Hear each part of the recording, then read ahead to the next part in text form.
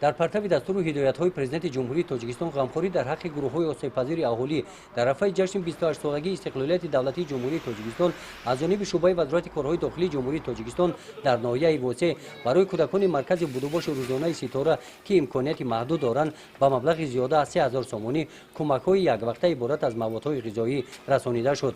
این مرکز در شهر کیهلبوگ واقع گشته سمت فعالیتش و توانبخشی کودکان امکانیتشان محدود روانه گردیده است. در صحبت با کارمندان مرکز نمایندگان حفظ حقوق ذکر نمودند که برای تعلیم و تربیت و توانبخشی کودکان امکانیتشان محدود به این مرکز منبع نیز کمک‌های عملی خود را می‌رسانند. در این روز بخشیده و جشن 28 سالگی استقلالیت دولتی جمهوری تاجیکستان با دستگیری کمیته انداز نزد حکومت جمهوری تاجیکستان برای باشندگان خانه اینترنتی به مورد روحی ناحیه واسع موادها از قبیل رخت خواب، کورتا و دیگر اشیاءهای در روزگار استفاده شونده رسانیده شدند.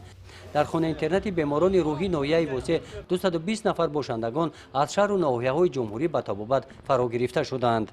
این تشبوس از سال 2003 اینجانب ادامه دارد و دوام 16 سال همه ساله در دوام ایدهای سنتی و جشنی پیوسته کمک‌های مادی رسانده می‌شود و چقدر که حاضر شما شاهد گشتید کمیته انداز نزد حکومت جمهوری در همکاری با شرکت‌هایی که با ما شرکت‌های دولتی که با ما یار دوست می‌باشند و آنها با ما همکاری دارند امروز برای باشندگان خانه اینترنت یک قطار موادهای ضروری آماده نمودند و دسترس آنها نمودند. در واخوری با نمایندگان کمیته انداز نزد حکومت جمهوری تاجیکستان و مقامات اجرایی حاکمیت دولتی ناحیه واسع باشندگان خانه اینترنت نسبت به غمخوری‌های حکومت جمهوری با این قشر جامعه مینه‌داری خود را بیان نمودند. کمیته انداز نزد حکومت جمهوری تاجیکستان سرپرست این خانه اینترنت می باشد.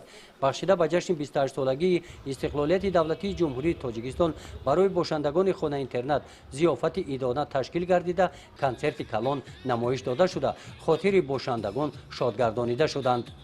گزارش خواجه نظریف خدای نظر ظهورов از ناحیه واسع برای برنامه اطلاعاتی نوید.